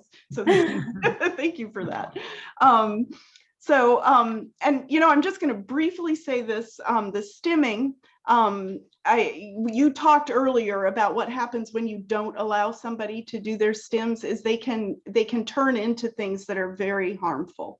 And so you want to be really careful about telling someone not to stim, and think about what might happen, what kind of changes might happen, and whether that might not be worse than if it's not hurting them and it's not hurting anybody around them, let them do it. And your story of your eating disorder, I think, is just such a profound reminder of the harm that can come. So, all right. So if there's one thing I hope you all have learned during this presentation, is that it's really important to lean in and get curious about what is going on for your child, okay? So last but not least, you've heard a lot about what helps, but I actually think this is the most important thing. So Kim, take it away. Looking out, but no longer able to go in, you came and sat next to me. I used to be a prisoner of the outside, but was also held captive within. I was trapped until you sat next to me. Beautiful world that I see, thank you for coming in with me. You asked before you took my hand, you crawled with me, and then you helped me to stand. We stood up together, but I fell back down. But then you kneeled beside me on the ground. I covered my ears and closed my eyes, but you still stayed there by my side. You told me to do what I needed to, and that you would help see me through. I feel so blessed that I am now able to enjoy activities and I'm able to be present with other people. I am grateful for my tough experiences I've endured because without them, I would not be doing what I do now, teaching others about autism and how it is vital to be in their world first, to take them by the hand and help them come out into the real world. This is what William did for me. He's blushing. Yeah, I'm overclimped now. It's so sweet. And I have to say, the two of you are such a treasure. I am so grateful to you. So now I'm getting all emotional. So Thank you. we'll just stop here. But if you want to contact us, here's information. I know that they're going to post a copy of the slides on the site and a copy of the video. And we will now take questions. Kim and Sarah, wonderful presentation. Thank you so very much for it. We have quite a few questions and we will try to get through them in the few minutes that we have left.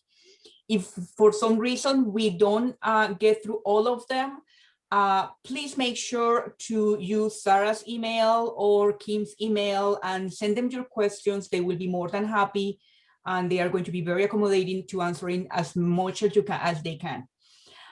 One of the first questions that we have is, in your opinion, is there ever a time when behavior reward approaches are appropriate or not harmful? Can you say that again? I don't understand.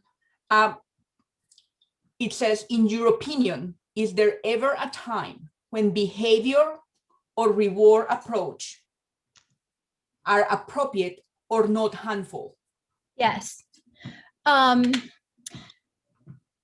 Yes, I think it depends on how it is being applied and the reason why it's being applied. So a behavioral approach can be helpful when the issue it's addressing is not a neurological issue. It's not neurologically stemmed. It's not a sensory issue.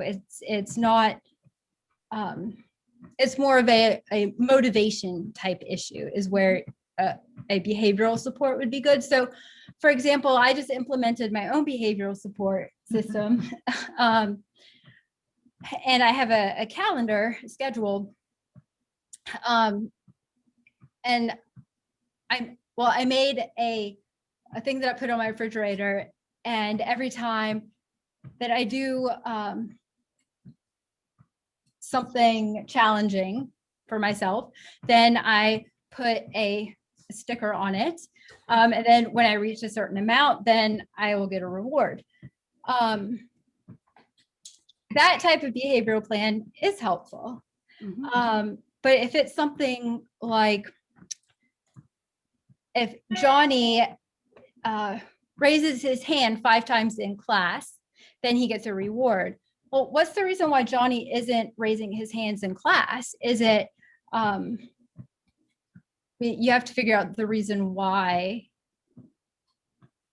Is that making sense? Yeah, I'm going to offer a couple of stories from my kids where I used rewards for sure. One was potty training. So So I actually, we potty trained our kids using M&Ms. we used a lot of M&Ms, but we were very carefully scaffolding things. And basically every time they peed in the potty, they got M&Ms. And this actually turned out to be what Kim was just saying was so important. My older son had learned that you never pee when there's not a diaper to catch things, because we had a very exciting episode when he was very little and there was pee everywhere. And we went, "Wah!"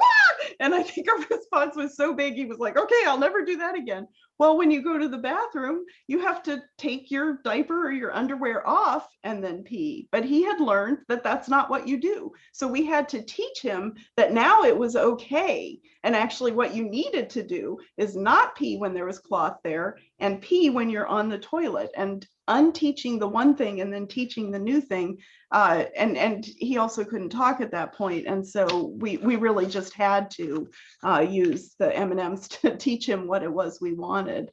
And the other time I that just popped to mind when you were saying that is my younger son was having a very dreadful school experience, and he would hide in the director's office at the end of the day because things were not going well. And getting him to transition from the office out to my car was very, very hard. And I think he was honestly traumatized. And he was big enough that I couldn't carry him. And so I literally fed him M&Ms to get him to walk out of the office and to the car. And, whatever it takes. But That's like that's a positive reinforcement. That's good. Yeah, that's helpful. Right. And were you gonna say something? Okay, next question. The next question is for Sarah. It says, can you help explain how an overload of sensory input can be helped by increased input from specific sensory channels? For example, the vibration from creaking the sofa can help focus or soothe. I actually think Kim should answer this one. Do you have, I mean, It's switching the system. If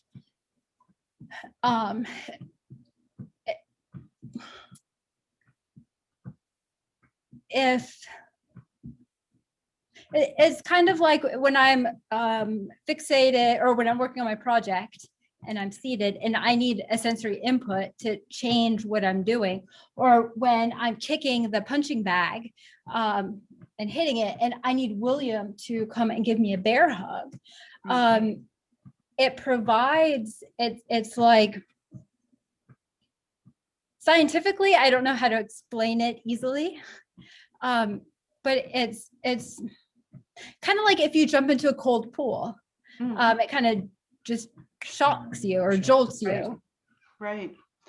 Yeah, there's a strategy I've heard when you're starting to rumble, and remember you're flipping your lid here, that if you can ask the person questions, and this is obviously for people who can talk, that if you ask them a question like, what is your name? If they can say their name, it helps bring the frontal lobes back online faster somehow. Now, I haven't actually tried this because thank heaven my kids don't have meltdowns since I learned that strategy, but so I'll just throw that out there that I had heard that might help. So. The next question is there a way to meet your child in the rage part of the meltdown to help them through? And if they are aggressively attacking, how can I help? So if they're aggressively attacking and you are going to get hurt, you may not be able to help. So really, and that's why I said keep everyone safe. And that this is hard. I mean, that's a very hard situation. I had this parent tell me that she had done this thing where her son would just get so like totally beside himself and was like honestly flinging furniture, punching, kicking, like just really That's what I would do. Yeah. And what she did is she realized he's little, he's like 4 or 5.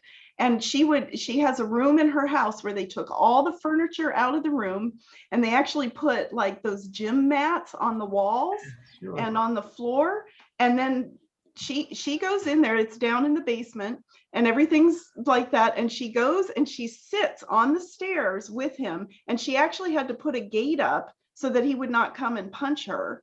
But she sits with him and then he goes bananas all over the room. And then after a while, he calms down and she's there with him.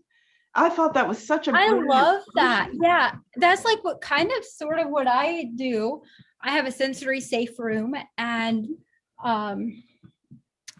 I go in there and whatever I need to do, I do it. If I kick the couch, I have a big ball, I throw it, against the wall. Sometimes I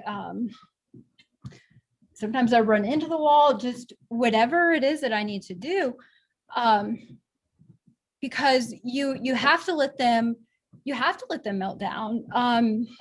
The only way out is through.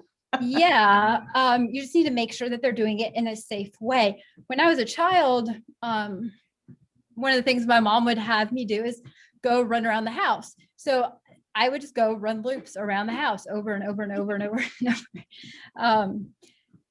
And that's one of the things that I did. But yeah, I love that story, Sarah. That's exactly that's the right thing to do. And I'll tell you, a much better option is to prevent them from getting to that place to begin with. And that's why I check in with Kim so often. If she's getting overwhelmed, start, help her do something sensory so that she doesn't get to that point. And for Kim and I, when we are going to go visit family or something, I'll have her take a sensory break before we go. Yeah. Hey, take 30 minutes, take 45 minutes, do a sensory break before we go. And then when we get back, the first thing I do is I tell her, take another sensory break, take another 30, 45 minutes, take a sensory. That way she doesn't get to that level to begin with, because it's much nicer for the whole family if you can avoid that. But yeah, if you get there, the only way out is through. Yeah. And sometimes, when you were talking, that reminded me, when you do go places, to somebody else's house, to a restaurant, have in mind a safe spot that the person can go to. Yeah, we always talk to, like my husband and I would always arrange, like if somebody needs to leave the restaurant, who's going to go with them? Like who is the designated leave the restaurant person? And the car was usually a safe place, although my older son actually liked to just go outside and run around, like he just needed to run around. That's what I would do. Yeah, and so we would just we would sit down, he would tell us what he wanted to eat, somebody would go outside with him, he would run around like a nut, and then I would text my husband when the food was ready and they would come in, he would eat, and then they'd go, and then I'd go out with him and my husband would finish eating. So, but we had to, just what you were saying there, William, like we had to think ahead of time carefully about how we were going to make this possible for our kids to be successful. But it took a lot of pre-planning, and we always had an exit strategy, always. Yeah. An ounce of prevention is worth a pound of cure. Yeah. Yep. Okay, I think we have time for a couple more questions. One is, how do you communicate to a school and have them understand that the stimming is part of the release of anxiety or any other challenge with motor challenges? You try. I don't know what to say. It's so hard. Giving them information and looking up resources that talk about the sensory systems and what it provides the individual, and giving that to the school. I think that's one way to help them. STAR, STAR, is a sensory processing organization. Mm-hmm. And they have a lot of really great information on their website and resources that I would recommend looking at. Schools, it can be hard. Yeah, it can be very hard. We've butted heads with teachers oftentimes, and I've had teachers tell me, well, they're not going to do that in my class. They're not going to wear noise canceling headphones in my class. And one of the ways that, curiously enough, I've gotten through to teachers, They'll be less disruptive if you let them right, spin, if you let them have a spinning break, Yeah. or if you let them wear their headphones. Yeah, because teachers are generally results focused. And so when teachers tell me something like that, I say, well, then you're not going to get the results you want. Yeah. If you're trying to teach him math and you're not letting him STEM, he's not going to learn math. So you decide, do you want him to learn the math? Or do you not want him to learn the math? And that's usually, that's a bit of tough love, but usually when I put it in that term, the teacher kind of steps back and goes, yeah, I do want him to learn the math. So I'm going to have to break down and, let him wear noise canceling headphones, I guess. And it's not a matter of anxiety per se, for like the spinning, the vestibular input that it provides, for some individuals, it's very organizing for them. So I have to do very intense vestibular input in order for me to sit down and focus. My brain, it demands that. And if I don't get that input, I'm a loony bin all day. And William will be like, Kim, you need to go run, or you need to go, because I need that input. And so talking to the teachers in the school system about that child needs that in order to be successful, and see if you can put it in their IEP, because it is, it's an accommodation. So one strategy I've used, and it's been pretty successful, is actually to say, can we try it your way and collect data? And then let's try it our way and collect data and see which one works better. So I love that. Yeah. You can also use things like a balance board. If they can't like spin in class, have them do something else that provides some input, like using a balance board or a wiggle seat or something like that. And just, educating the educators on the fact that, everybody stems. If you're in the audience, you're listening right now, you've probably spent this entire time bouncing your foot, or maybe rocking a little bit in your seat, going back and forth, fiddling with a pencil. And you do that to help you stay alert. Right, yeah. And so autistic people are doing the same thing. Theirs is just a little bit more noticeable. Yeah. Yep. Okay, I think we got time for one more question. My son, developmental pediatrician, has repeatedly recommended medication to deal with my son as he struggles with obsessive behaviors, meltdowns when things that don't go his way, and is sensitive to loud noises. This has greatly disrupted his school. What are your thoughts on medication to help with self-regulation? Because of COVID, we have been online schooling and have so far avoided or delayed medication. My question would be, and since schooling has been at home, how has he been as far as learning? I would be curious to know,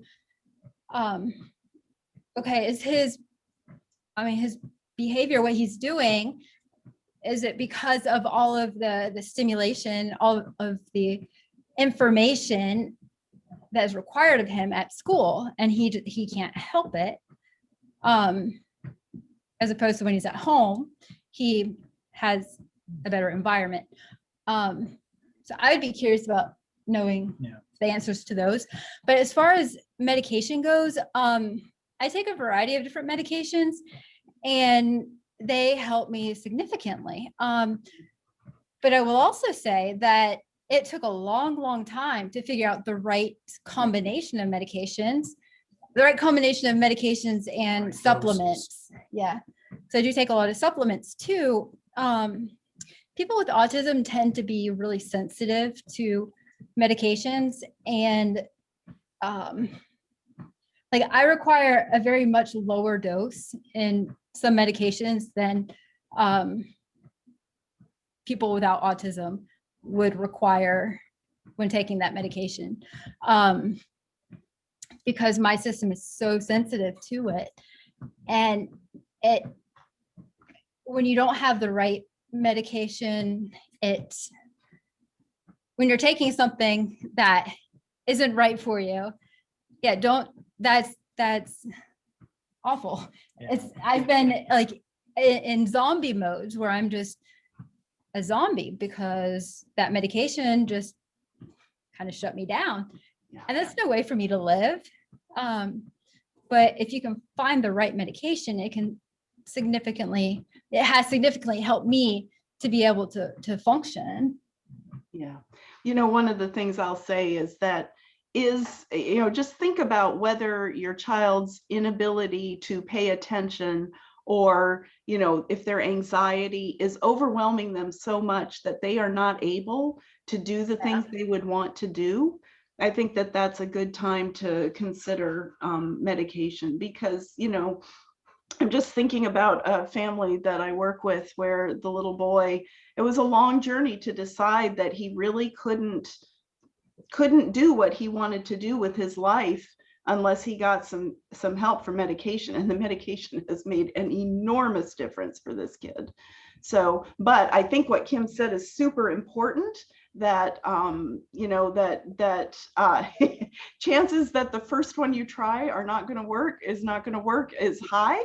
And I will say that autistic people do tend to be what I call atypical responders.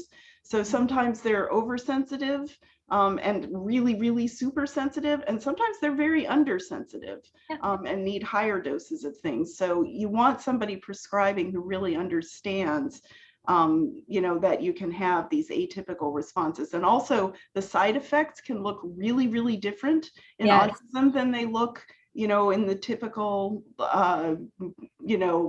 sheet.